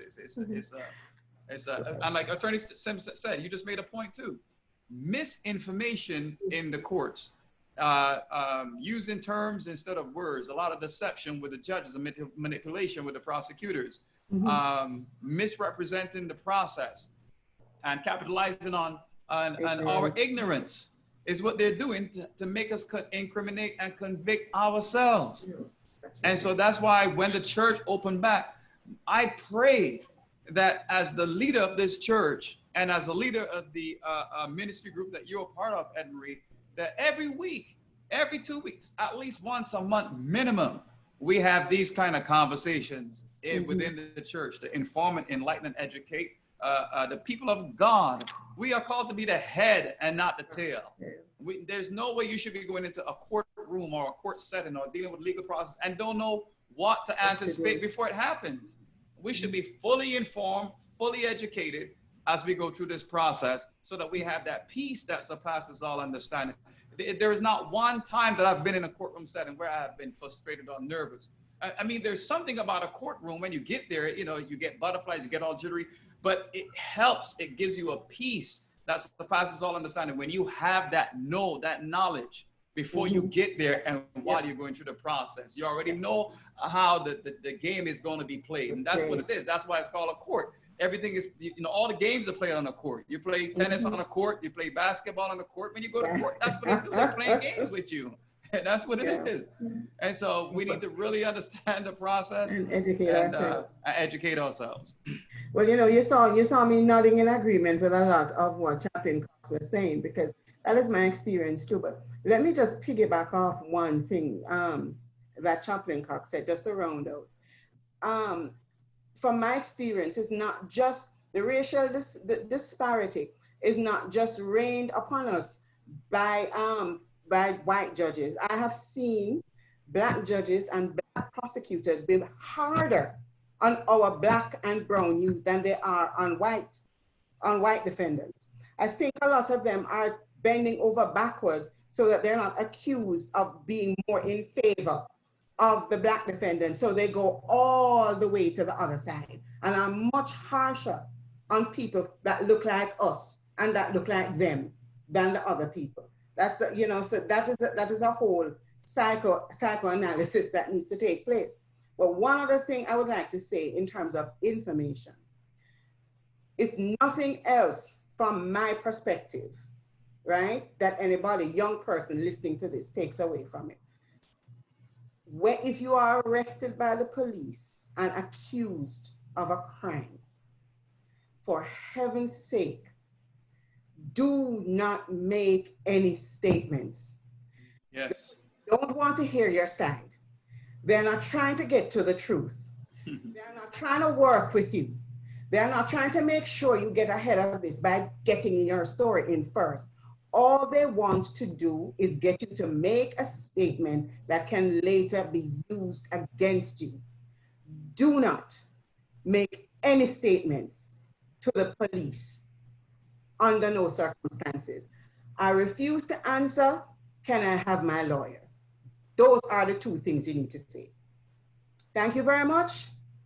I refuse to answer. Can I speak to my lawyer? They're not trying to help you. And the law allows them to tell you lies and to deceive you in order for you to, some people think it's illegal if they tell you a lie, if they tell you the other person that was arrested with you has already implicated you and you better get out ahead of it. They are allowed to lie and to deceive you in order to get you to say something that they can use against you. It does not make you look guilty if you don't make a statement to the police. What it says is that you know your rights. You have a right not to incriminate yourself, and you have a right to counsel. Invoke those rights, and otherwise keep your mouth shut. Well, I want to thank my panelists. I know we could end right there because those are some great counseling, some great words, some great information that both Chaplain Cox and Attorney Audrey Simmons just gave us. And I hope that we have learned big, from this. I want to thank my panelists for coming on, for volunteering your time. I hope my young people, my young audience, parents, church family who have been listening and tuning in have really taken something from this, and something was shared that they needed to hear. Again, Chaplain Cox said it more than once. He's here. Attorney Simmons are here to help within our community, within our church, that we need this help. Instead of, we like to say when the parent called, someone in the church, my son got locked up, he's charged. The first thing coming up, well, I'm going to pray for you. Prayer is great, but God has created these resources and these people who know the law and that can help with, instead of having your child or your uncle and aunt sitting behind bars for a very long time, and they get frustrated and just plead guilty to something that they probably didn't even do, and probably made a bad statement. So we have the resources. Those who know me from this church, if you need to contact any of these individuals, I'm more than happy to give out their information, and they're more than happy to help with any questions or any situations and problems that you may have. And also other police that I know police corps, officer corps is not from Georgia, but we also know police officers and sergeants and detectives also in Atlanta area, in DeKalb County, also, affiliated. Chaplain Cox is also affiliated with the Rockdale County jail too. So, he knows people. We have resources. We know how to get help. Don't sit on it. Use your resources. Now is the time, especially in this climate. In this climate, yeah. Especially in this climate. We're about to close. I'm going to ask Chaplain Cox to go ahead and pray for us because our pastor wasn't able to be with us at this time. All right, as our heads are bowed and our eyes are closed, as we pray. So, Father, today we are asking you for your forgiveness, but we recognize that we have all sinned the sin of commission. We have all sinned the sin of omission. Some of us have acted and some of us have failed to act. Some of us have acted out of ignorance. And so, Father, we are asking, Lord God, that you will renew a right spirit within us, Lord God, a conscious awakening in our hearts and our minds, that we will do what you have called us to do in assisting your people to move forward collectively, Lord God, one body, one faith, one unity, Lord God, so that we can all help each other make it to the kingdom of heaven. Hear our prayer, oh God, hear, answer, and save, and let the words of our mouths, everything that we say today, and the meditation of our hearts, let it be acceptable in your sight. Oh Lord, you're our strength and our Redeemer. In Jesus' name we pray. Amen. Amen. Amen. Thank you so much. Thank you so much.